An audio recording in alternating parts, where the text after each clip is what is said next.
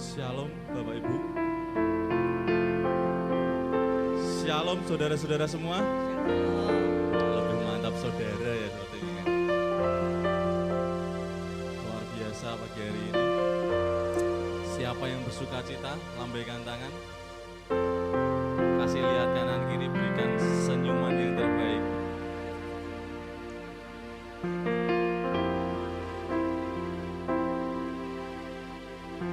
Sudah melihat senyum yang terbaik dari kanan kiri? Pagi hari ini anggap saja Tuhan Yesus di depan kita. Ya, anggap saja. Tapi bukan anggapan, tetapi ini memang benar Tuhan Yesus di depan kita. Kasih yang terbaik untuk Tuhan Yesus, senyumannya. Senyuman yang indah untuk Tuhan Yesus. Terima kasih Bapak.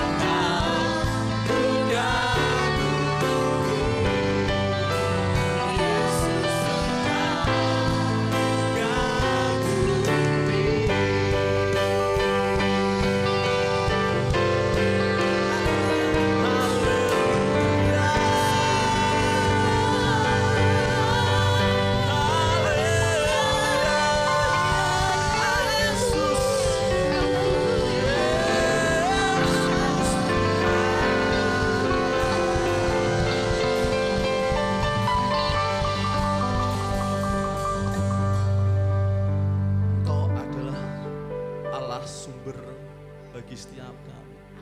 Engkau adalah Allah sumber kekuatan bagi setiap kami. Biarlah setiap kami boleh menyembahkan Engkau dengan pujian kami, dengan penyembahan kami. Di dalam nama-Mu kami mengucap syukur. Yang percaya dan sepakat katakan amin. Berikan sorak-sorai yang meriah untuk Tuhan kita. Siap memuji Tuhan lebih lagi? Karena Allah kita sumber kekuatan bagi kami. Amin.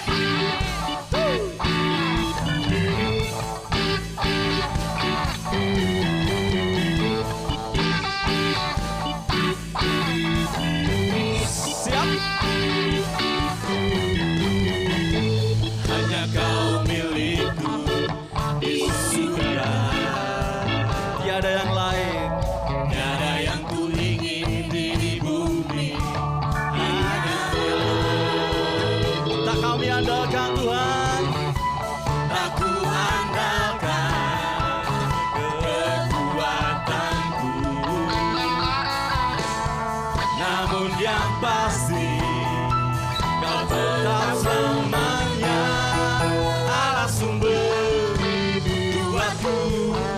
Allah sumber kuatku.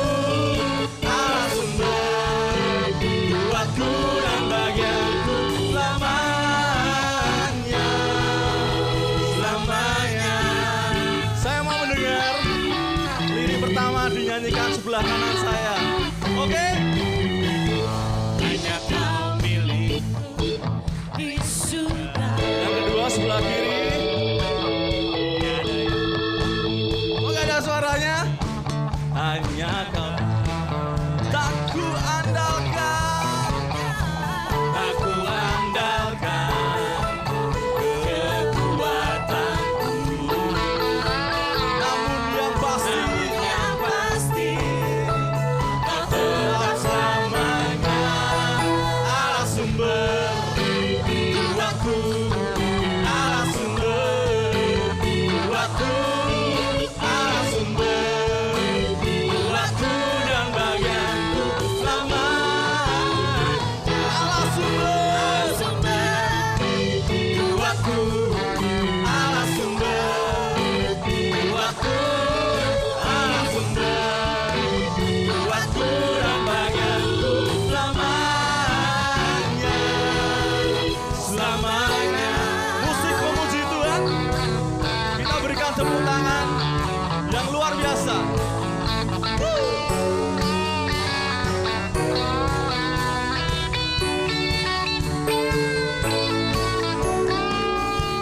Tak ku andalkan kekuatanku.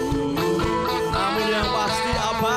Namun yang pasti Kau tetap selamanya Allah sumber kuatku. Allah sumber kuatku. Allah sumber kuatku dan bagianku selamanya.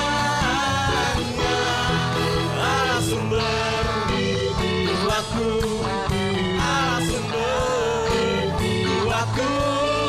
Allah sumber kuatku dan bagianku selamanya.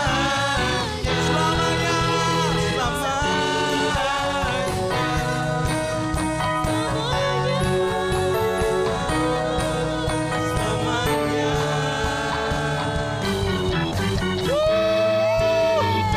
Berikan sorak-sorai yang terbaik. Yang terbaik.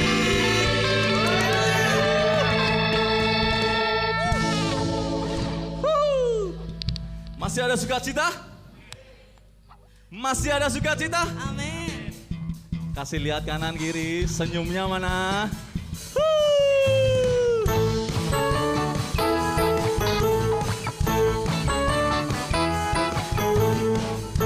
Raja Maha Besar.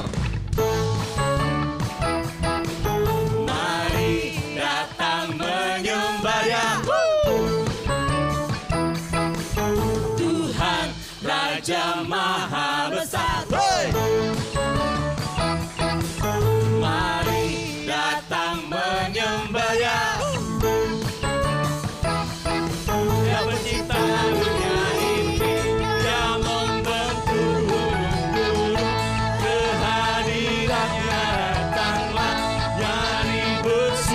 padanya. Dengan apa? Dengan bersuka bernyanyilah, dia batu keselamatan. Puji dia Tuhan Raja Maha Besar.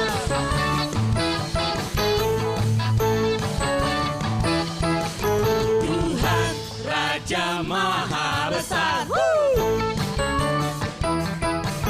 Mari datang menyembah Dia. Tuhan Raja Maha Besar. Mari datang menyembah Dia. Dia mencipta dunia ini, Dia membentuk gunung-gunung. Kehadirannya datanglah dari bersyukurannya. Dengan bersuka bernyanyilah, Dia batu keselamatan. Puji dia Tuhan Raja Maha Besar. Dia pencipta dunia ini, Dia membentuk gunung-gunung. Kehadirannya datanglah nyanyi bersyukurannya.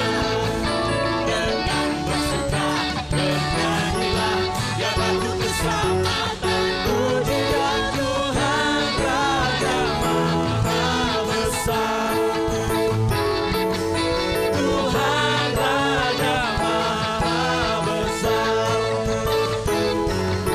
Tuhan Raja Maha, Tuhan Raja Maha Besar.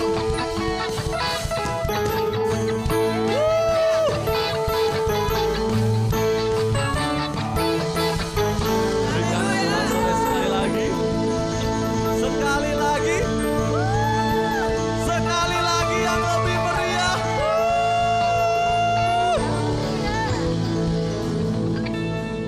Silakan duduk kembali. Saya mengundang anak-anak sekolah minggu untuk maju ke depan.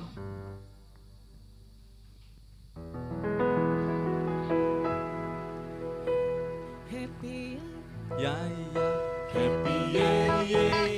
Saya senang jadi anak Tuhan. Siang jadi kenangan, malam jadi impian. Cintaku semakin mendalam. Happy yeah. Happy yeah. Saya senang jadi anak Tuhan. Siang jadi kenangan, malam jadi impian. Cintaku semakin mendalam. Dengan kasih Kristus, Ibu Sari bisa berdoa untuk anak-anak sekolah minggu. Mari kita berdoa. Syukur Bapak buat sukacita yang selalu Engkau limpahkan kepada setiap kami sampai saat ini Tuhan. Kami berterima kasih buat penyertaan-Mu di dalam hidup kami. Saat ini Bapak, kami membawa anak-anak kami di dalam tangan kuasa-Mu, memberkati mereka Bapak sebelum mereka mendengar memuji nama-Mu. Biarlah berkat dari surga itu turun atas mereka, mereka bersukacita atasnya Bapak. Mereka meresponi Engkau di dalam ibadah anak di tempat ini. Terima kasih Bapak, memberkati guru-guru sekolah minggu yang akan menyampaikan firman-Mu, boleh menjadi saluran berkat bagi setiap anak-anak-Mu yang mau mendengarkannya Tuhan. Terima kasih Bapak, terima kasih. Kami serahkan selanjutnya dalam kuasa-Mu di dalam nama Tuhan kami Yesus Kristus. Haleluya. Amin. Karya dalam hidupku, pengorbananmu yang selamatkanku. Engkaulah harta yang tak ternilai, yang ku miliki dan ku hargai. Yesus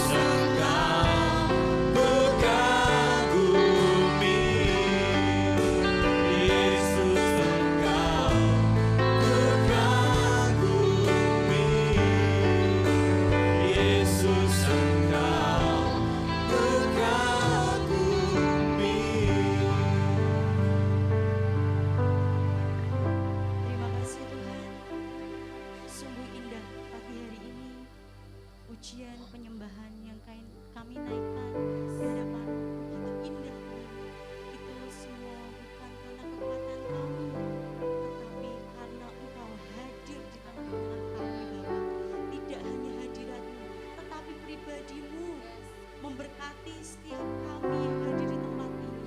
Terima kasih Bapa untuk keindahan di pagi hari ini. Bapa, kami bersatu hati terus membawa gereja tercinta kami ini, pemulihan setiap kami, pribadi lepas pribadi. Terus tancapkan kami ini di hati-Mu Bapa, sehingga kami ini dapat mengerti apa yang menjadi kehendak-Mu atas hidup kami, dan kami ini menjadi pribadi-pribadi yang taat dan takut akan Tuhan. Terima kasih Bapa. Terus berkati rumah tangga setiap kami masing-masing Bapa, dengan berkat yang dari surga, berkat terbaik. Dan berkati suami-suami kami Bapa, jadikan suami-suami kami ini pribadi yang takut akan Tuhan, yang menjadi gambaran Bapa di surga di dalam rumah tangga setiap kami. Terus berkati suami kami ini dengan berkat jasmani yang terbaik yang dari-Mu Tuhan. Biarkan suami kami ini mengalami terobosan di dalam setiap keuangan, terobosan di dalam kehidupan rohani secara pribadi. Juga kami berdoa untuk istri-istri kami di tempat ini Bapa. Berkati istri kami Tuhan, dan biarlah istri kami ini menjadi istri yang takut akan Tuhan, yang tunduk kepada Engkau Yesus dan tunduk kepada kami suami-suami. Bapa, berikan hati yang lemah lembut kepada istri-istri di tempat ini, dan berikan istri-istri ini kekuatan yang baru, hati yang baru, perkataan yang penuh dengan berkat. Terus tambahkan kecerdasan rohani bagi istri-istri di tempat ini di dalam mendidik, merawat dan mengasuh anak-anak kami. Bapa, kami juga berdoa untuk anak-anak kami di tempat ini. Berkati pertumbuhan, perkembangan mereka pribadi lepas pribadi. Ada pemulihan hati Bapa yang terjadi di dalam hati anak-anak setiap kami Bapa. Gambaran-gambaran Bapa yang rusak, Tuhan pulihkan. Tuhan pulihkan dengan ajaib, dengan penuh percepatan sesuai dengan waktu-Mu. Bapa, berkati setiap kebutuhan yang dibutuhkan anak-anak setiap kami Bapa. Berkati pendidikan anak-anak kami dengan pendidikan terbaik yang daripada Tuhan. Terima kasih Yesus, karena berkat-Mu untuk keluarga di gereja kami tercinta ini adalah berkat yang terbaik. Kami mengalami pertumbuhan rohani, kami mengalami terobosan di dalam setiap lini di kehidupan setiap kami. Terima kasih Yesus. Kami juga berdoa untuk setiap bagian WBI, kaum pria, sekolah minggu, youth dan dewasa muda di tempat ini. Berkati setiap kami Bapa. Terus tambahkan kerinduan di hati kami untuk datang kepadamu, menyembah, meninggikan nama-Mu dan memuliakan Engkau melalui pujian-pujian setiap kami. Bapa, buat kami ini semakin melekat kepada Engkau. Terima kasih Yesus. Kami juga terus menyerahkan kota tercinta kami dan bangsa kami ini ke dalam tangan kuasa-Mu. Biarlah roh takut akan Tuhan itu ada di dalam setiap para pemimpin di kota kami maupun di bangsa kami. Terima kasih Bapa, Engkau baik atas setiap kami. Biarlah kami ini terus diikat dengan cinta kasih, cinta yang selalu mula-mula dan selalu baik. Hanya di dalam nama Tuhan Yesus kami mengucap syukur dan berdoa. Haleluya. Amin. Terima kasih.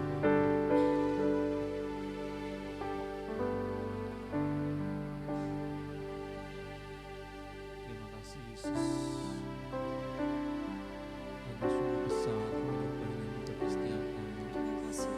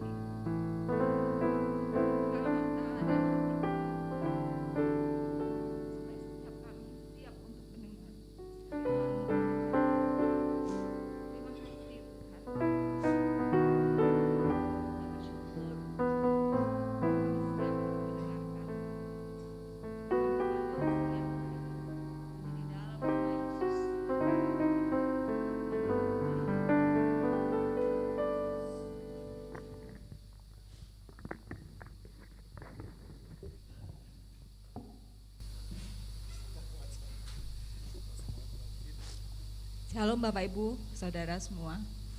Hari ini formatnya agak lain ya. Jadi tadi kita sudah berdoa syafaat dulu.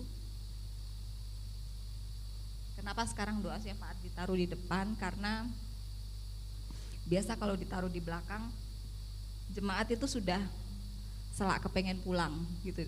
Jadi ketika doa syafaat, jemaat seperti tidak mendukung. Tapi dengan kita buat doa syafaat di depan, kita mau semua setiap jemaat mendukung setiap apa yang didoakan oleh para pendoa syafaat ya. Jemaat mau untuk selalu mendukung ya. Jadi setiap apa yang didoakan bukan hanya dia berdoa sendiri, tapi biar setiap kita mengaminkan setiap apa yang didoakan, sehingga itu bisa terjadi bagi setiap kita. Amin.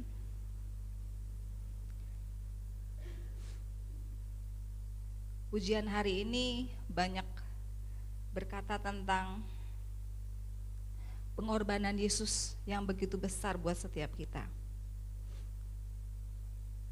Beberapa waktu yang lalu kita barusan memperingati bahwa Tuhan Yesus sudah mati, disalibkan dan mati. Karena pengorbanannya besar buat setiap kita, kita ada di tempat ini. Tetapi berita sukacitanya bahwa Tuhan Yesus tidak hanya mati, tetapi 3 hari kemudian Tuhan Yesus bangkit ya. Dan kita bersyukur bahwa kita punya Tuhan yang hidup. Kita tidak seperti mungkin keyakinan-keyakinan yang lain. Para pemimpin keyakinan yang lain, mereka semua sudah mati hari ini. Tetapi Tuhan kita, Tuhan yang hidup sampai hari ini. Dia menyertai setiap kita. Nah, Bapak Ibu, setelah Yesus mati dan Yesus bangkit, apakah Yesus langsung naik ke surga? Apakah Yesus langsung naik ke surga?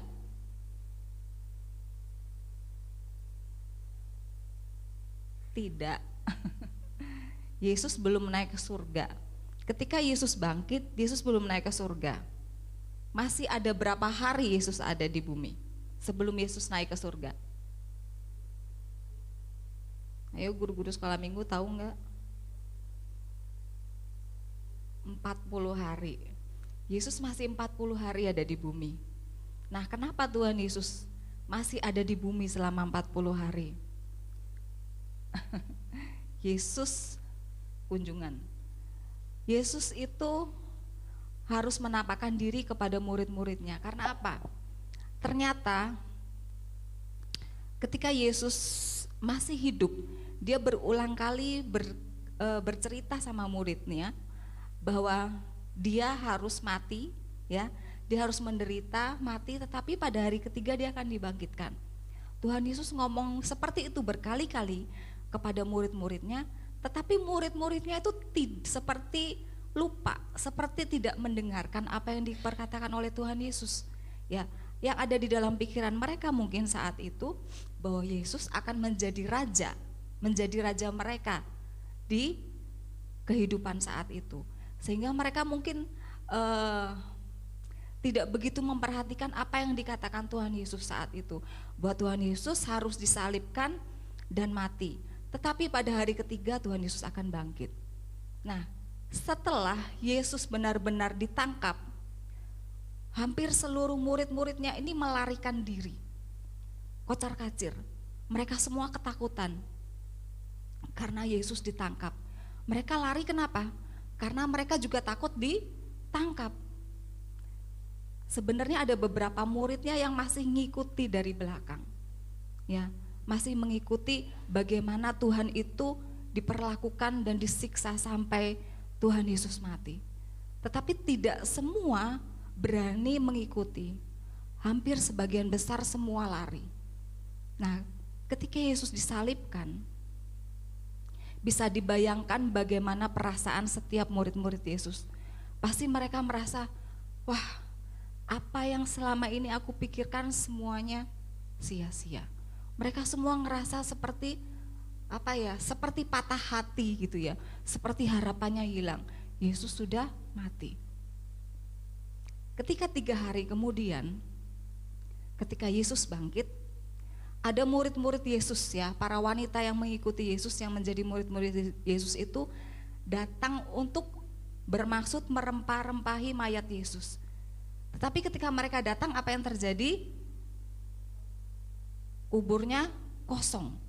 Ketika kubur kosong, ada malaikat yang ada di situ dan mengatakan kepada murid-murid Yesus, para wanita ini, bahwa Yesus sudah tidak ada di sini.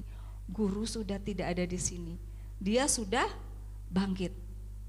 Katakan ini kepada murid-muridnya dan yang lain. Ya. Kemudian para wanita ini buru-buru kembali memberitahu kepada murid-murid Yesus yang lain. Tetapi ketika murid-murid Yesus datang untuk melihat, ya, melihat kubur yang kosong itu, sebagian dari mereka masih bingung, masih ragu-ragu. Loh, ada apa ini yang terjadi? Mereka masih bertanya-tanya. Hanya satu murid Yesus yang begitu dia melihat kubur kosong dan dia lalu percaya karena dia langsung ingat perkataan Yesus. Kira-kira siapa? Tahu nggak? Murid Yesus yang begitu dia melihat, ya, melihat kubur itu kosong, terus dia langsung percaya. Coba kita baca ya di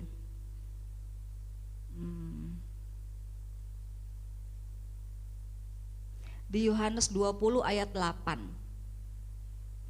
Di Yohanes 20 ayat 8.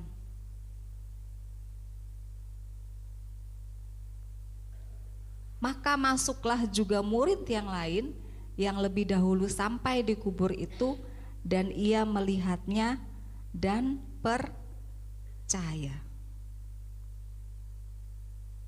Bingung ya, karena ditulis murid yang lain. Harusnya kita baca dari depan. Tapi murid yang lain ini yang dimaksud adalah Yohanes. Adalah Yohanes. Begitu dia melihat, dia percaya, ya. Nah, terus ketika itu ada murid yang lain, Maria Magdalena, ya. Dia masih menangis di samping kubur.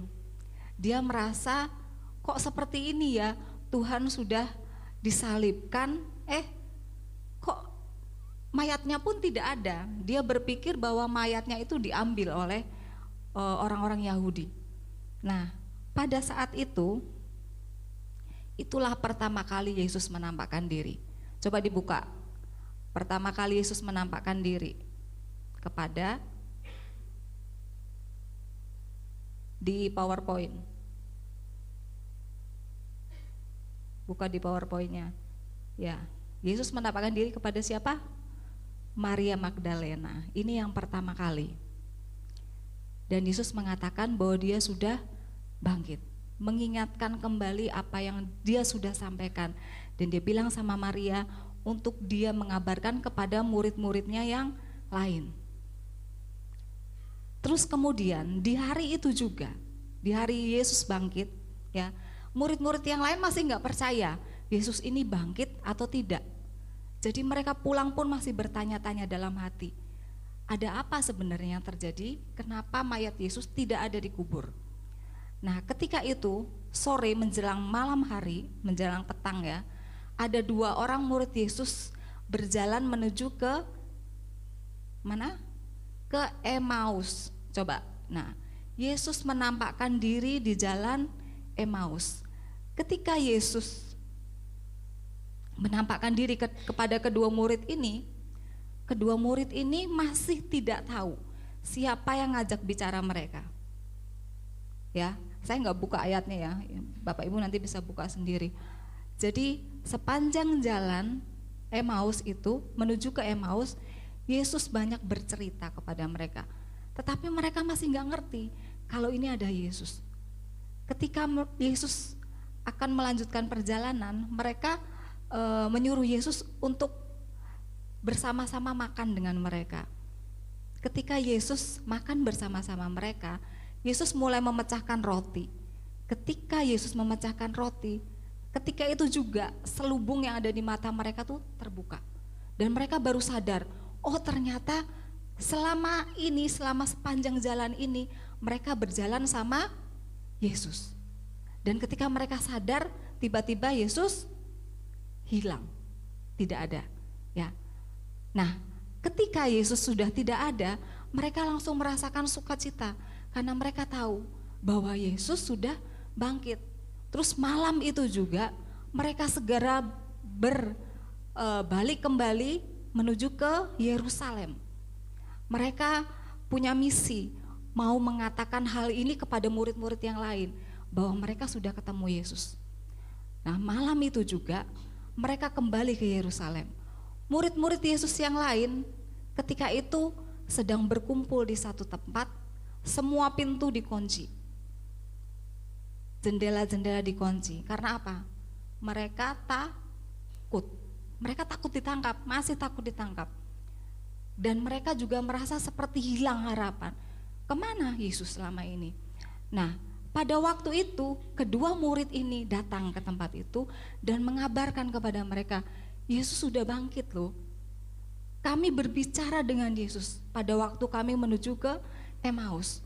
Tetapi murid-murid yang lain masih bertanya-tanya, karena yang namanya orang bangkit itu bukan sesuatu hal yang biasa terjadi, benar nggak? Kalau kita tahu ada satu orang sudah meninggal dan bangkit, itu pun kita masih bertanya-tanya, dia beneran mati apa enggak ya tadi, gitu kan ya. Nah, tapi murid-murid kan tahu Yesus sudah mati, jadi sehingga mereka berpikir ya, apakah benar seperti itu. Jadi biarpun sudah ada dua saksi lagi yang lain mengatakan Yesus sudah bangkit, mereka masih berpikir-pikir. Nah, akhirnya yang ketiga kali, coba Yesus menampakkan diri yang ketiga kali kepada murid-murid. Di mana? Di tempat yang mereka kunci rapat itu. Dan Yesus berkata, damai sejahtera bagi kamu. Kaget enggak? Murid-murid kaget dan bingung, terkejut dan agak takut.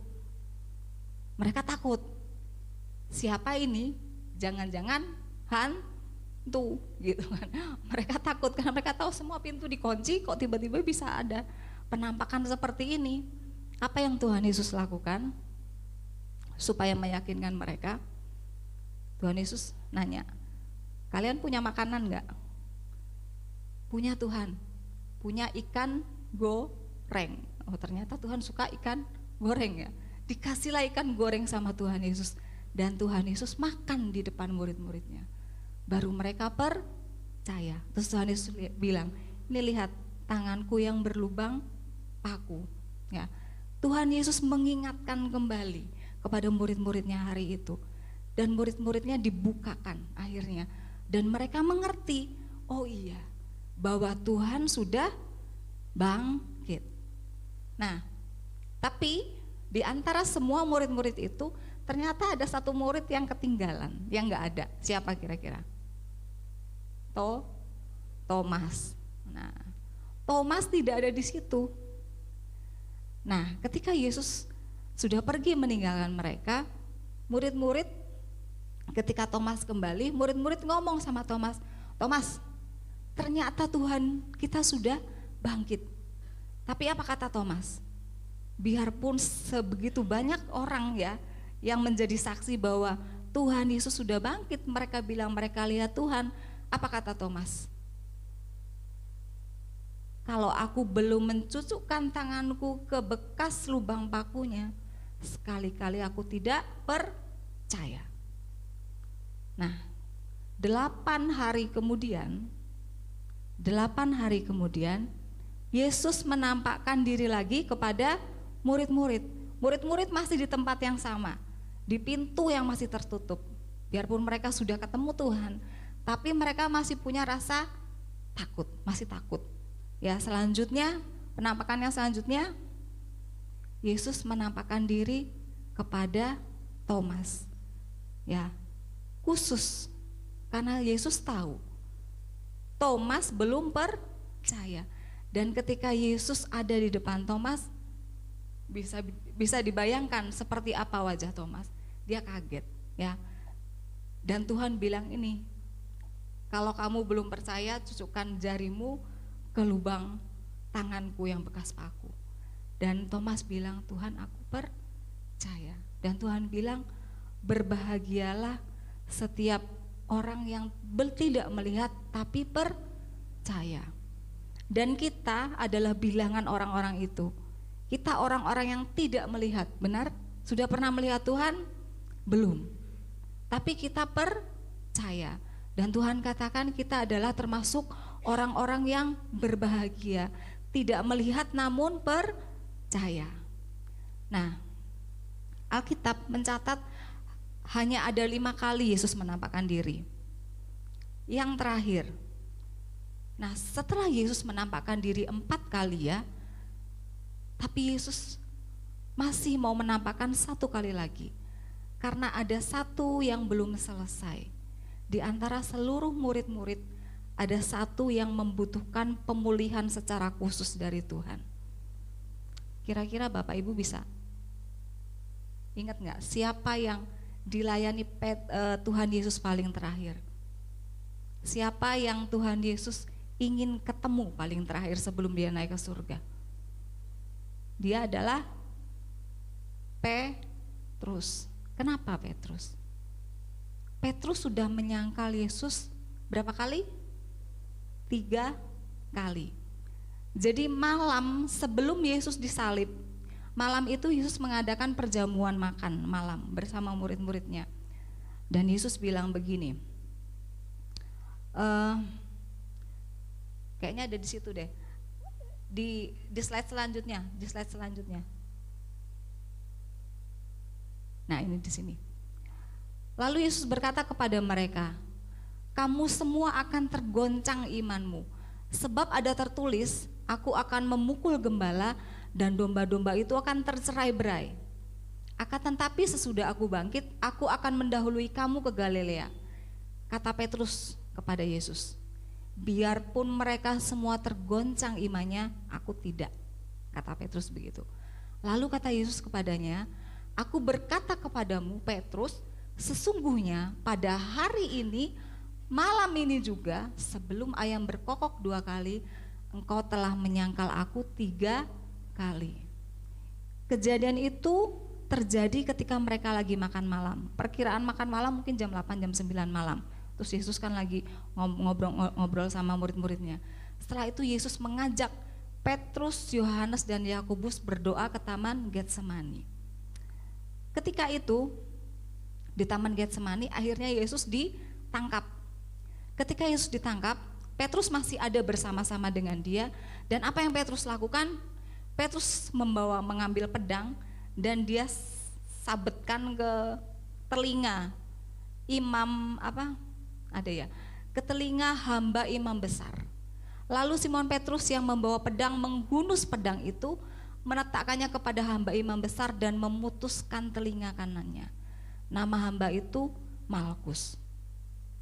Dan apa yang dilakukan Yesus? Yesus ambil telinganya yang jatuh itu, dia pasang lagi. Tuhan Yesus masih lakukan mujizat saat itu. Biarpun saat itu dia sudah harus ditangkap.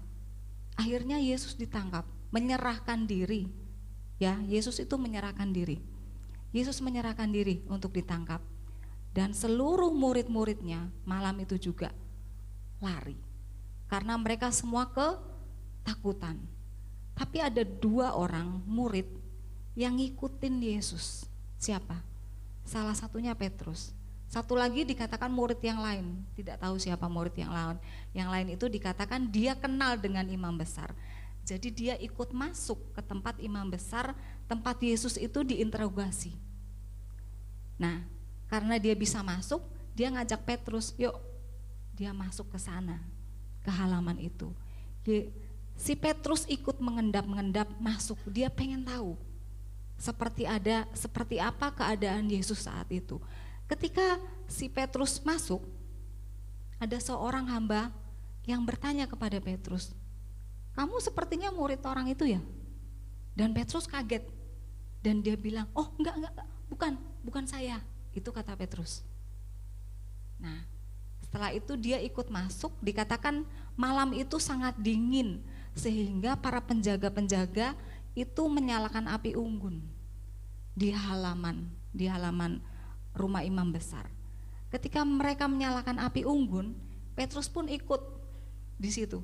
karena dia ikut menghangatkan diri. Tetapi ketika dia mulai ikut menghangatkan diri, ada api unggun, kan wajahnya mulai kelihatan. Ada seorang penjaga juga yang bilang, kamu sepertinya murid orang itu ya, yang ada di dalam itu ya.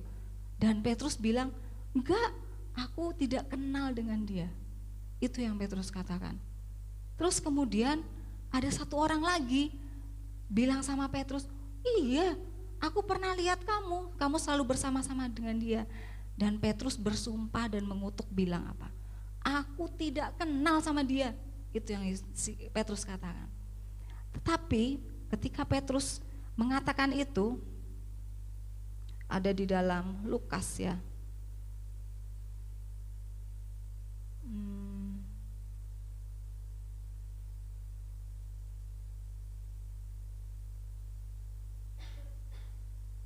Sebentar.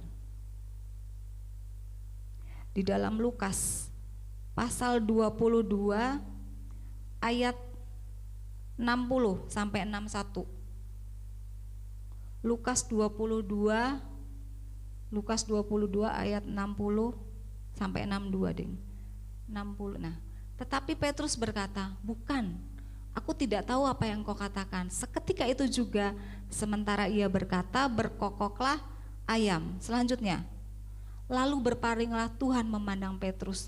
Maka teringatlah Petrus bahwa Tuhan telah berkata kepadanya, sebelum ayam berkokok pada hari ini juga engkau telah menyangkal aku. Lalu selanjutnya, lalu ia pergi keluar dan menangis dengan sedihnya. Ya, ternyata Tuhan tahu. Posisinya jauh ya. Tuhan tidak dengar apa yang dia katakan. Tetapi ketika dia persis 3 kali dia menyangkal dan ayam berkokok, Tuhan memandang dia. Kalau Bapak Ibu nonton film Yesus ya, biasanya ada adegan ini gitu ya. Ketika setelah ayam berkokok, Yesus itu langsung melihat menoleh ke belakang dan Petrus langsung melihat ke mata Yesus dan dia menyadari bahwa dia sudah menyangkal. Bisa dibayangkan seorang murid yang dengan sombongnya mengatakan, sekalipun mereka semua lari, aku enggak Tuhan. Tapi hari itu enggak sampai sehari dia sudah menyangkal Tuhan. Bisa dibayangkan dia punya tekanan berat dalam hatinya. Ketika dia tahu Yesus bangkit, dia merasa bagaimana? Dia punya rasa bersalah kan? Aku sudah menyangkal Tuhan, aku sudah mengkhianati Tuhan. Tetapi Tuhan tidak berkata apa-apa padanya, sehingga dia memiliki rasa beban, rasa bersalah yang begitu dalam.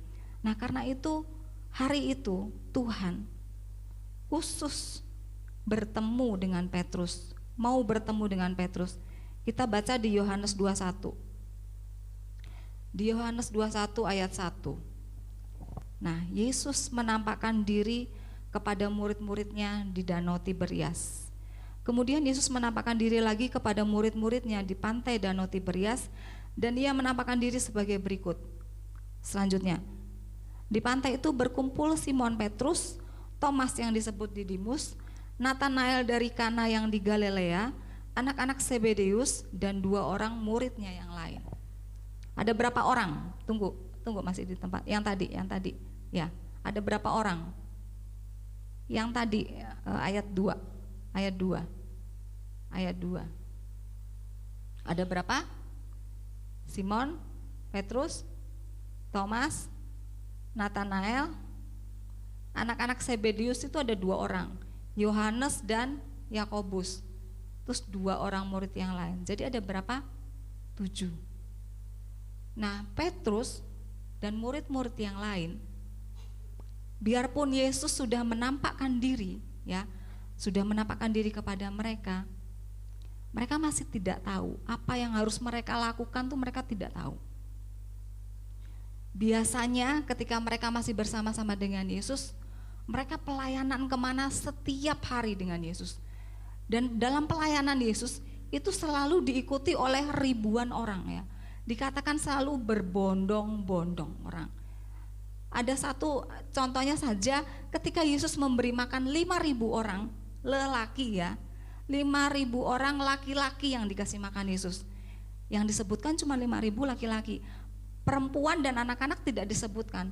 Padahal perempuan dan anak-anak biasanya lebih banyak daripada laki-laki. Benar nggak? Jadi bisa dibayangkan, mungkin 2-3 kali lipat. Mungkin sekitar 15.000 sampai 20.000 orang itu mengikuti Yesus setiap hari.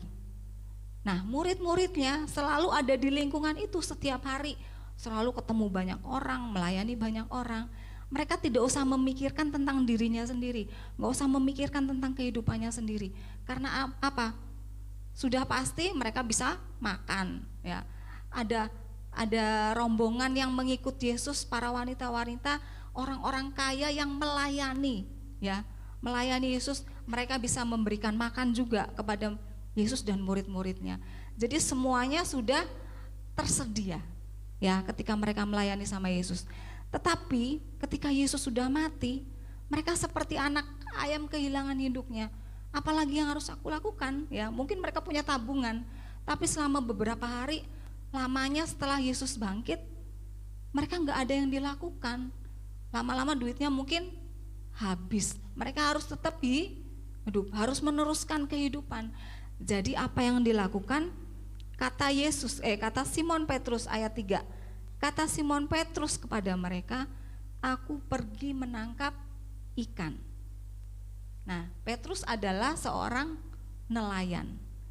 Dia mengajak teman-temannya yang lain untuk menangkap ikan. Dia bilang, aku pergi menangkap ikan. Kata mereka kepadanya, kami pergi juga dengan engkau. Kemungkinan yang ke-6 orang temannya ini juga sama-sama nelayan, sehingga mereka mau ikut tangkap ikan. Ya, Petrus kembali lagi ke kehidupannya yang dulu sebagai seorang penjala ikan.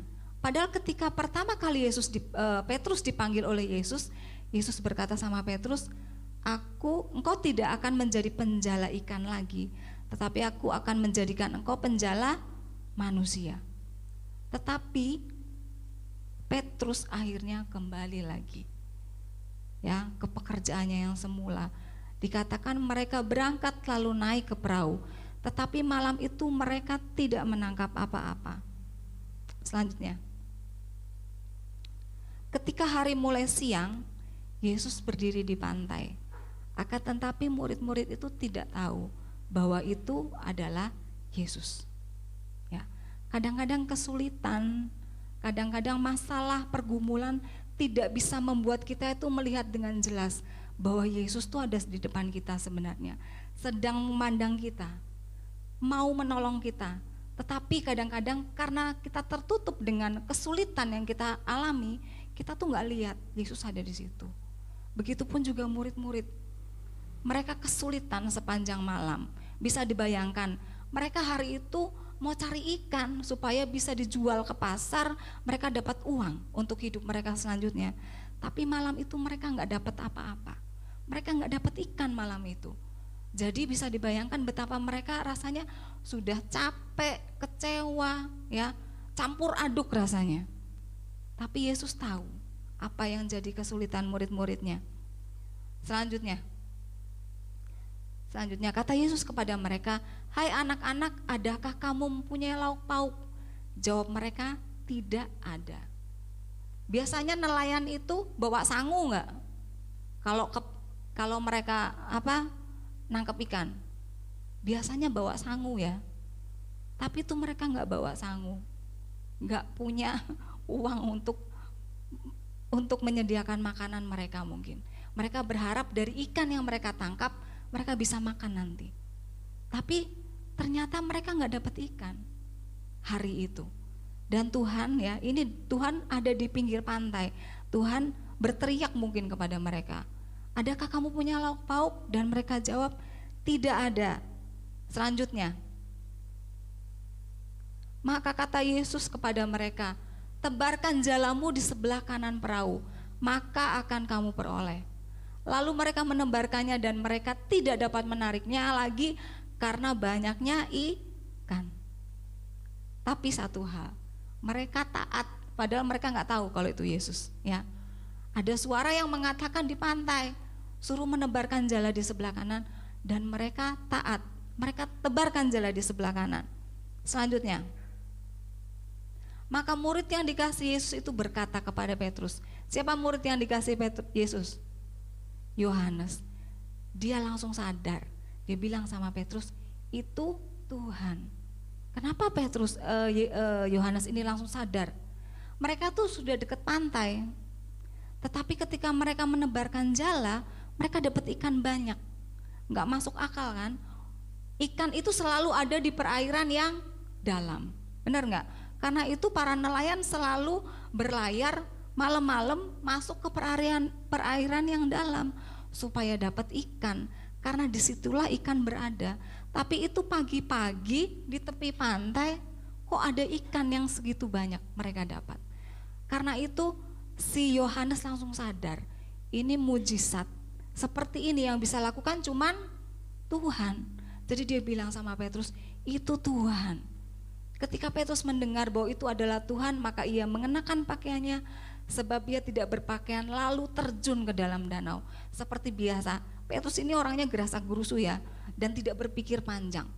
Ya, langsung cepat-cepat terjun.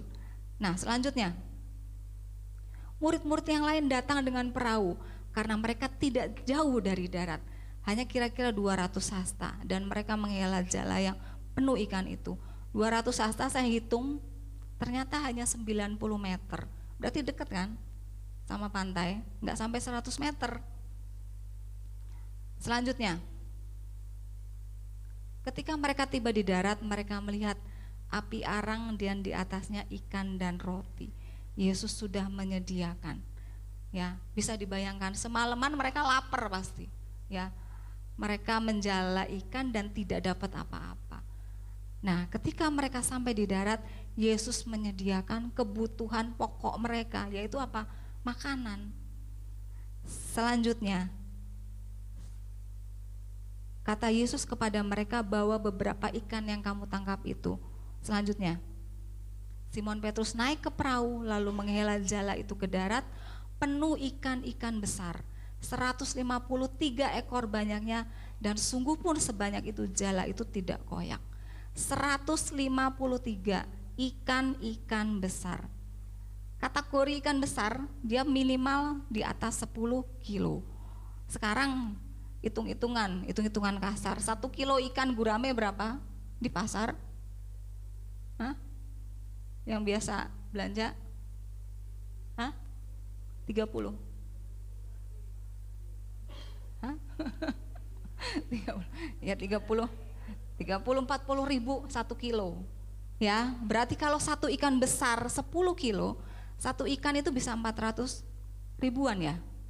Ya, dikalikan saja 153. Ya, silakan dihitung. Hasilnya jutaan pasti ya. Pokoknya hasilnya belasan juta. Tuhan itu kalau memberi selalu limpah, ya. Tidak pernah ngepas, nggak pernah berkekurangan. Tuhan tuh kasihnya limpah karena dia tahu apa yang dibutuhkan oleh murid-muridnya. Selanjutnya, Yesus maju ke depan, mengambil roti dan memberikannya kepada mereka. Demikian juga ikan itu. Harusnya di ayat 12 ya. Kata Yesus kepada mereka, marilah dan sarapanlah.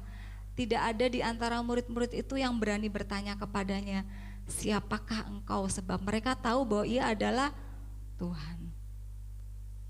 Nah, oke, selanjutnya di ayat 15. Ayat 15.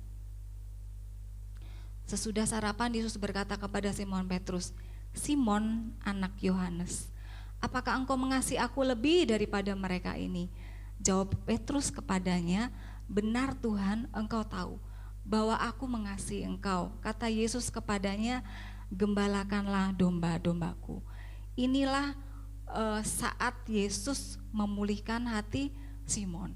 Simon Petrus pun tidak berani bicara, ya, karena dia punya rasa bersalah yang sangat dalam sama Tuhan, ya. Dia malu pasti, tapi dia bisa apa ketika itu? Tetapi Yesus sengaja setelah dia sarapan dengan murid-muridnya, dia mengajak bicara kepada Petrus. Tetapi ya, yang kita lihat di sini, Yesus tidak memanggil dia dengan namanya Petrus. Nama dia aslinya sebenarnya Simon ya. Simon artinya ilalang, nggak stabil ya, orangnya tidak stabil. Dan Yesus waktu itu mengganti namanya. Engkau adalah Petrus, karena di atas batu karang ini akan kudirikan jemaatku. Ya, jadi Tuhan Yesus sudah mengganti namanya sebagai nama Petrus. Tetapi ketika itu apa yang dilakukan oleh Yesus? Yesus memanggil dia dengan nama siapa? Simon, anak Yohanes. Yesus ingin mengingatkan dia kembali bahwa dia adalah seorang Simon, bukan Petrus. Apakah engkau mengasihi aku lebih daripada mereka ini? Nah, mengasihi di dalam bahasa Indonesia ini kan cuma ditulis mengasihi saja, tetapi di dalam bahasa aslinya, di dalam bahasa Yunani, kasih itu dibedakan jadi 4. Agape, kasih sama Tuhan ya, kasih walaupun, kasih agape itu walaupun kamu sudah berdosa aku tetap mengasihi kamu, biarpun kamu bersalah aku tetap mengasihi kamu, itu kasih agape. Terus yang kedua kasih philea, kasih persaudaraan, karena kamu baik ya aku baik sama kamu, itu biasa kasih philea. Terus ketiga kasih storge, kasih yang antar pertalian darah, jadi kasih antara orang tua sama anak, terus kakak sama adik, itu kasih storge. Terus ada yang keempat kasih eros, biasanya kasih antara wanita dan pria, tetapi dikaitkan dengan nafsu ya.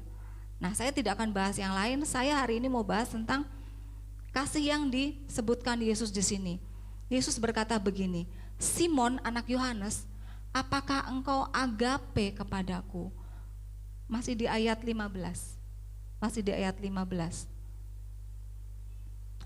Simon anak Yohanes, apakah engkau agape kepada aku lebih daripada mereka ini? Yang dimaksud Yesus lebih daripada mereka ini, itu adalah teman-temannya yang ada di situ dan pekerjaan perahu dan ikan-ikannya ya. Tuhan menunjuk bukan kepada teman-temannya saja, tapi kepada pekerjaan Petrus yang lama.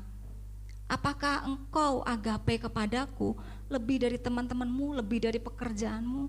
Itu yang Tuhan tanya sama Petrus. Dan Petrus jawab Petrus kepadanya, benar Tuhan, engkau tahu. Belum, masih di ayat 15. Benar Tuhan, engkau tahu bahwa aku phileo kepadamu. Jawaban Petrus, phileo. Pertanyaan Tuhan apa tadi? Agape. Dan apa kata Yesus kepada Simon Petrus? Gembalakan domba-dombaku. Di sini pun bahasa Indonesia semuanya ditulis gembalakan domba-dombaku. Tapi bahasa aslinya dikatakan feed my lamb. Jadi beri makan kepada anak-anak dombaku. Anak-anak domba, lamb itu menunjuk kepada anak domba di bawah umur 1 tahun. Jadi yang masih anak-anak itu akan mengingatkan, sebenarnya Yesus mengingatkan, memberitahu kepada Petrus saat itu secara tidak langsung bahwa nanti setelah beberapa hari kemudian Petrus itu akan dipenuhi oleh Roh Kudus, dan ketika dipenuhi Roh Kudus dia berkhotbah pertama kali 3.000 orang langsung bertobat. Nih, tidak ada yang seperti Petrus, sekali berkhotbah 3.000 langsung bertobat, dan dari 3.000 itu adalah para jemaat baru, benar kan? Dan Petrus harus mengajarkan orang-orang baru percaya kepada Tuhan waktu itu. Karena itu Yesus berkata, gembalakan, beri makanlah kepada anak-anak dombaku. Itu yang Yesus sampaikan. Selanjutnya, yang kedua, 16. Kata Yesus pula kepadanya untuk kedua kalinya, Simon anak Yohanes, apakah engkau agape kepadaku? Yesus masih bertanya hal yang sama. Jawab Petrus kepadanya, benar Tuhan, engkau tahu bahwa aku ini phileo kepadamu. Petrus masih bilang, aku ini phileo ya kepada Tuhan. Kata Yesus kepadanya, gembalakan domba-dombaku. Tuhan masih tetap berikan penugasan kepada Petrus, menggembalakan domba-domba Tuhan. Selanjutnya yang terakhir, 17. Kata Yesus kepadanya untuk ketiga kalinya, Simon anak Yohanes, apakah engkau phileo kepadaku? Itu yang Tuhan bilang. Yang 2 kali tadi Tuhan bilang apa?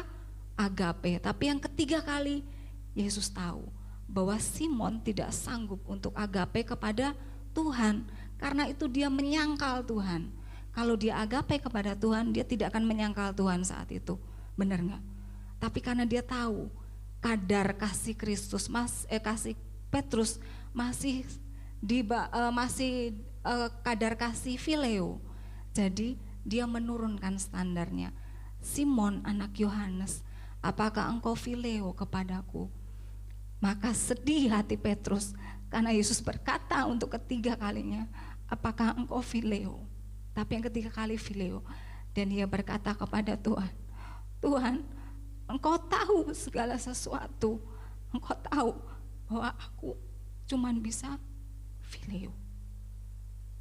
Dan kata Yesus kepadanya, gembalakan domba-dombaku. Berapa banyak setiap kita juga cuman bisa Fileo sama Tuhan. Kita tidak bisa mengasihi Tuhan dengan kasih agape. Berapa banyak setiap kita masih menyangkal Tuhan dalam kehidupan kita. Ada begitu banyak. Ketika kesulitan datang, kita berani menukar Tuhan. Kita berani menyangkal Tuhan. Ketika kesulitan datang, ada orang-orang yang ingin naik jabatan dan dia bersedia menukar Tuhan. Dia bersedia menyangkal Tuhan. Ada jemaat kita ya di tempat ini yang seperti itu. Demi jabatan. Supaya dia naik. Dia rela tukarkan Tuhan supaya dia naik jabatan. Tetapi ketika dia mengalami masalah, ketika dia mengalami kesulitan, dia ingat kepada Tuhan kembali. Dan dia bilang, aku mau balik sama Tuhan. Saya sudah bersalah sama Tuhan. Karena aku menukar Tuhanku dengan jabatanku. Ada berapa banyak dari kita anak-anak muda, hanya demi seorang pacar, demi cinta, dia mau menukarkan Tuhan. Ketika pacar kita, ketika pasangan kita bukan dari satu keyakinan dengan kita. Dan ketika dia bilang, kamu lebih cinta aku atau lebih cinta sama Yesusmu? Dan dia berani bilang, aku lebih cinta kamu. Dan dia buang Yesus. Dia sangkal Tuhan hari itu. Ada berapa banyak kita seperti itu? Atau mungkin kita masih tetap ke gereja, masih ada di gereja, tetapi mungkin kita melayani, tetapi ketika kita mengalami pergumulan, kita berdoa sama Tuhan, kok Tuhan gak dengar doaku ya? Aku udah doa tiap malam, tapi Tuhan gak pernah dengar doaku, gak jawab doaku. Mulai meragukan Tuhan dan bilang, Tuhan ini bener kok ada apa enggak sih? Jangan-jangan Tuhan tidak ada. Dan kita mulai menyangkal Tuhan. Tuhan, teman-temanku bisa kuliah, aku gak bisa kuliah Tuhan. Padahal ini satu kebutuhan buat aku. Kenapa Tuhan lakukan ini sama aku? Kenapa Tuhan? Aku kecewa sama Tuhan. Kadang-kadang selalu banyak hal kita seperti itu. Kita lakukan hal itu sama Tuhan. Seberapa banyak kita seperti Petrus menyangkal Tuhan. Tapi hari ini Tuhan berdiri di depan kita masing-masing. Dan Tuhan bertanya sama kita, apakah engkau mengasihi aku? Apakah engkau mengasihi aku? Tuhan mau memulihkan setiap kita. Dikatakan ketika Yesus sudah memulihkan Petrus. Ketika Yesus sudah memulihkan Petrus, dikatakan, aku berkata kepadamu, di ayat 18, sesungguhnya ketika engkau masih muda, engkau mengikat pinggangmu sendiri dan engkau berjalan kemana saja kau kehendaki. Tetapi jika engkau sudah menjadi tua, engkau akan mengulurkan tanganmu dan orang lain akan mengikat engkau dan membawa engkau ke tempat yang tidak kau kehendaki. Dan hal itu dikatakannya untuk menyatakan bagaimana Petrus akan mati dan memuliakan Allah. Sesudah mengatakan demikian, ia berkata kepada Petrus, ikutlah aku. Petrus ketika dia diurapi, dipenuhi oleh Roh Kudus, dia menjadi orang yang berani untuk mengabarkan Injil. Dia menjadi salah satu pemimpin dari rasul-rasul yang banyak membuka jemaat baru bagi Tuhan. Ketika itu di tahun 60-an, Petrus itu hidup di zaman Kaisar Nero. Kaisar Nero itu adalah kaisar yang sakit jiwa ya. Dikatakan kaisar yang sakit mental. dia memburu orang-orang Kristen pada zaman ini, pada waktu itu, dan orang-orang Kristen itu dianiaya dengan berbagai cara yang tidak masuk akal, biadab ya, dan tidak berperi kemanusiaan. Dia menangkap orang-orang Kristen, dan orang-orang Kristen itu dijadikan obor hidup di sepanjang di sepanjang jalan Roma. Dan bukan hanya itu saja, ide gladiator itu juga timbul dari Kaisar Nero. Dia mengambil orang-orang Kristen, dimasukkan ke dalam kandang singa yang lapar ya. Jadi mereka dimakan singa di situ, terus dikejar-kejar singa. Itu yang dilakukan oleh Kaisar Nero, bagaimana dia menganiaya orang-orang Kristen. Tetapi dengan aniaya yang seperti itu, orang-orang percaya kepada Tuhan bukannya semakin habis, tapi semakin banyak. Ya, mereka semakin bertumbuh karena mereka semakin tahu gitu loh siapa Yesus yang mereka sembah. Nah, ketika itu si Kaisar Nero mencari para pemimpin-pemimpin Kristen karena dia pikir para pemimpin-pemimpin, kalau pemimpin-pemimpinnya ditangkap pasti anak buahnya nanti akan embleret ya. Tapi ternyata tidak. Dan waktu itu dia juga mencari Paulus dan Petrus ya. Waktu itu di zaman itu yang jadi pemimpin ya adalah Paulus dan Petrus. Paulus akhirnya ditangkap dan dia dipenggal kepalanya ketika itu. Ketika Petrus akan ditangkap, Petrus akan ke Roma ya, ke Roma. Para pengikutnya bilang gini, Petrus, engkau jangan ke Roma, engkau lagi dicari sama Kaisar Nero. Kalau kamu ketangkep nanti kamu dibunuh. Akhirnya Petrus menuruti kata pengikutnya, ya sudah, saya berbalik dari Roma. Dia tidak jadi masuk ke Roma. Petrus ketika itu sudah umur 60-70 mungkin ya, karena kan itu pemerintahan Nero di tahun 60 Masehi. Nah, Petrus waktu itu sudah menginjak usia 60-70, sudah tua. Waktu dia berbalik dari Roma ya, ketika dia berjalan di pinggiran kota Roma, dia kaget, dia melihat penampakan Yesus. Jadi dia bertanya kepada Yesus, Quo vadis Domine? Tuhan, engkau hendak kemana? Kata Petrus. Dan Tuhan bilang, aku mau ke Roma. Aku mau disalibkan untuk yang kedua kali. Ketika Petrus mendengar itu, Petrus menjadi sadar. Dia bilang, jangan Tuhan, aku saja yang ke Roma. Dan Petrus kembali ke Roma, dan dia ditangkap di Roma. Dan apa yang dilakukan? Petrus disalib. Tapi atas permintaan Petrus disalib terbalik. Dia bilang, salibkan aku dengan terbalik, karena aku tidak layak disalib seperti Tuhanku. Dan dia hari itu disalib terbalik. Dia menjadi martir untuk kemuliaan Tuhan. Tapi kita percaya hari ini nama Tuhan semakin didengar, semakin luas sampai ke ujung bumi. Injil semakin didengar sampai ke ujung bumi. Karena apa? Pemulihan yang sudah dilakukan oleh Tuhan Yesus kepada Petrus. Hari ini buat setiap kita yang hadir, kalau saat ini kita juga seperti Petrus pernah mengalami seperti Petrus, rasanya saya pernah menyangkal Tuhan dalam hidup saya. Dengan pengiringan saya sama Tuhan, saya pernah mengalami beberapa kali saya menyangkal sama Tuhan. Hari ini Tuhan ada di depan saudara. Masing-masing ada di depan saudara dan bertanya, apakah engkau mengasihi aku?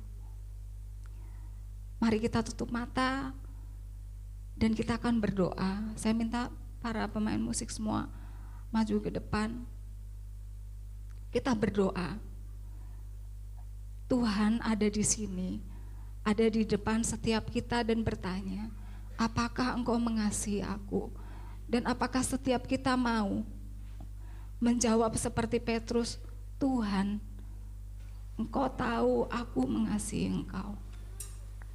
Aku tahu bahwa sebenarnya aku tidak layak, karena aku sudah berapa kali menyangkal Tuhan, tapi Tuhan masih menerima aku sampai hari ini. Kalau kita menerima apa yang menjadi permintaan Tuhan hari ini, Tuhan akan pulihkan setiap kita.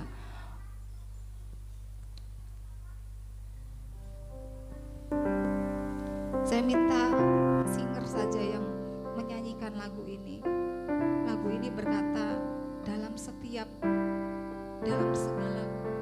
kondisi keadaan apapun dalam hidup kita, ketika kita sulit, ketika kita lagi senang, kita lagi berlimpah, ketika kita lagi kurang, tapi kita tetap mau katakan bahwa hanya Yesus yang mempesona setiap kita, bahwa hanya Yesus, sekali Yesus selamanya Yesus, sekali Yesus, aku tidak mau menukarkan Tuhanku dengan itu.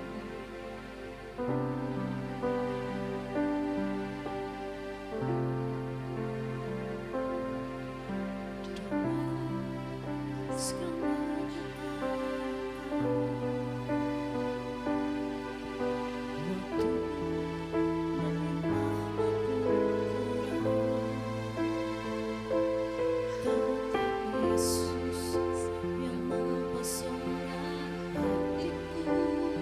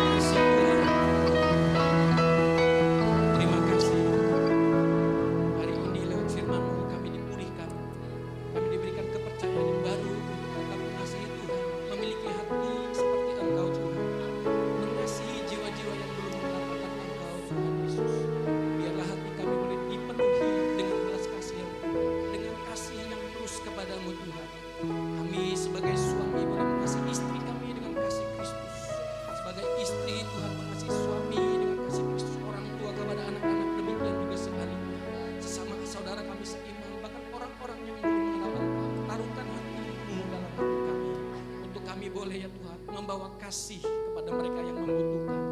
Pakai kami Tuhan, terima kasih kalau Engkau telah sudah memulihkan, memberkati, menguatkan kami.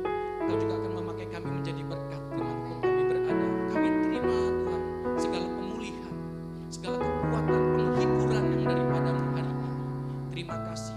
Terus tanamkan firman-Mu dalam kehidupan kami. Biarlah kami menjadi pelaku-pelaku firman Tuhan yang menyenangkan hati. Terima kasih Tuhan Yesus. Hari ini kami berdoa limpah dan syukur. Inilah doa kami Tuhan. Di dalam nama Yesus kami berdoa dan mengucap syukur, sama-sama katakan amin. Silakan duduk. Yesus berkati. Sudah kasih Tuhan.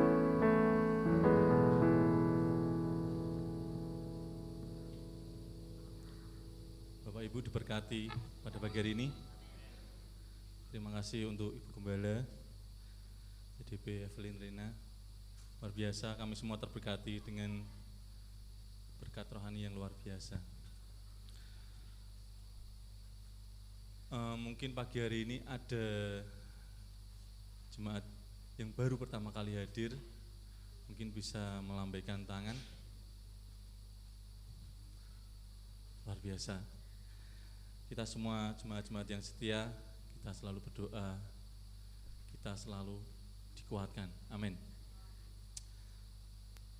Kita akan berikan persembahan untuk petugas dipersiapkan dengan kasih Kristus. Bapak Iriadi berdoa untuk persembahan. Mari kita berdoa. Tuhan Yesus, terima kasih untuk pagi hari ini Tuhan, kami sudah mendengarkan firman-Mu yang luar biasa Tuhan, sehingga kami boleh lagi mengerti akan kehendak-Mu yang boleh terjadi atas hidup kami. Terima kasih Bapa, sementara kami memberi yang terbaik bagi-Mu Tuhan, biarlah kami memberi pemberian hati kami Tuhan, supaya apa yang kami berikan boleh terlayani di hadapan Tuhan. Terima kasih Bapa, untuk nama-Mu kami berdoa dan berdoa hari ini. Sambil kantong persembahan diputar, kita akan melihat info dalam sepekan.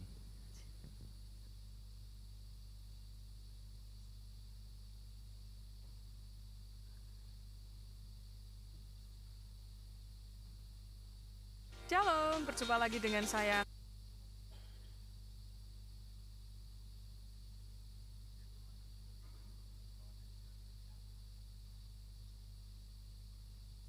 Shalom, berjumpa lagi dengan saya Nani Nadia Cintariani yang akan menyampaikan info pekan ini.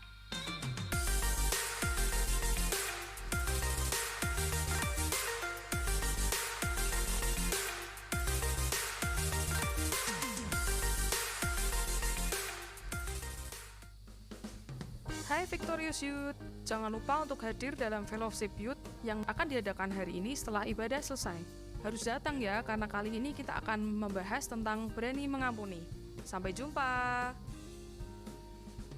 Mari keluarga-keluarga kembali aktif mengadakan mesbah keluarga.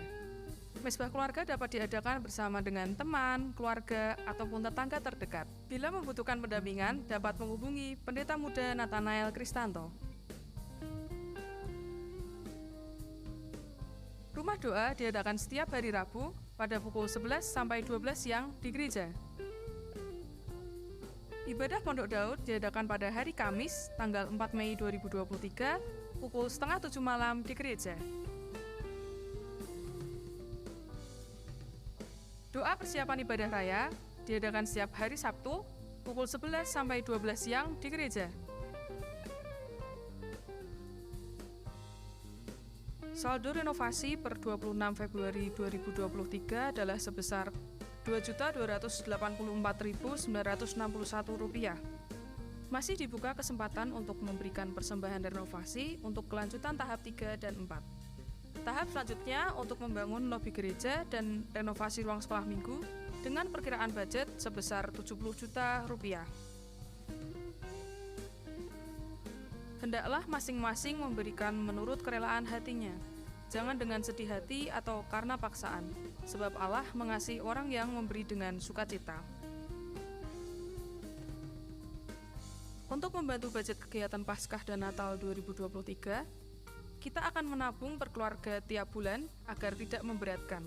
Adapun setiap keluarga dianjurkan untuk menabung minimal 5.000 per orang. Bila dalam keluarga berjumlah 4 orang, maka jumlah tabungan per bulan minimal Rp20.000. Jumlah yang ditabung bisa bervariasi setiap bulan tergantung dengan berkat Tuhan yang diterima. Kartu tabungan Natal akan dibagikan oleh Ibu Krisma dan Ibu Ati tiap minggu keempat dan bisa diisi dan dikembalikan di minggu selanjutnya. Untuk pelaporan keuangan tabungan kegiatan gereja akan dilaporkan di grup WhatsApp gereja setiap minggu keempat bulan berikutnya. Gereja kita merencanakan rekreasi keluarga pada hari Kamis, tanggal 29 Juni 2023. Dolan bareng Ben Gayeng, keluarga besar GBI Ebenezer, goes to Gunung Kidul, meliputi Pantai Mestra, Pantai Kukup, dan Pantai Buluk dengan biaya Rp120.000 per orang, sudah termasuk dengan armada bus pariwisata, snack pagi, dan harga tiket masuk. Pendaftaran kepada Bapak Nanang dan Bapak Jeffrey. Bagi yang ingin mengikuti acara tersebut, bisa mulai menabung secara pribadi agar tidak memberatkan. Teman-teman, yuk piknik yuk! BKGS mengadakan rangkaian kegiatan Paskah 2023 meliputi baksos, basar UMKM, dan lomba. Acara diadakan pada tanggal 18 Mei 2023 yang bertempat di halaman DPRD dan kantor wali kota. Kategori lomba sebagai berikut: lomba menyanyi solo, lomba mewarnai, lomba menggambar, serta lomba bercerita Alkitab. Untuk pendaftaran dikenakan kontribusi sebesar Rp25.000. Basar akan diadakan pukul 9 pagi hingga 4 sore yang meliputi pemeriksaan penyakit tidak menular dan TBC, vaksinasi, donor darah, serta potong rambut gratis.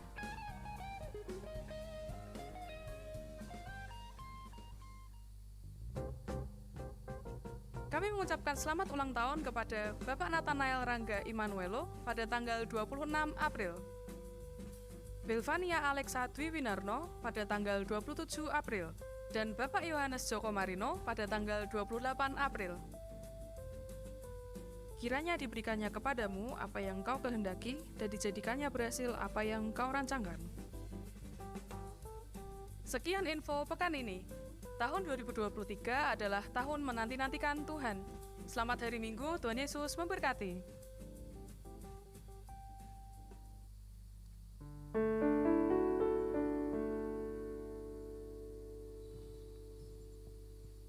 Mari saudara, Bapak Ibu Saudara, saya undang kita semua berdiri, kita akan mengakhiri ibadah kita dengan ucapan syukur kepada Tuhan.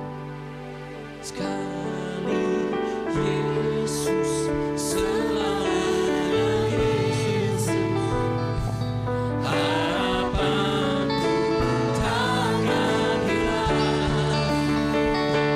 karena kasih-Nya sekarang ada. Oh Yesus, cintamu selamanya, sekali Yesus selamanya Yesus, harapanku takkan hilang, karena kasih-Nya sekarang ku ada. Oh Yesus, sekali lagi dengan ucapan syukur, sekali Yesus selamanya Yesus, harapanku takkan hilang, karena kasih-Nya sekarang ku ada. Oh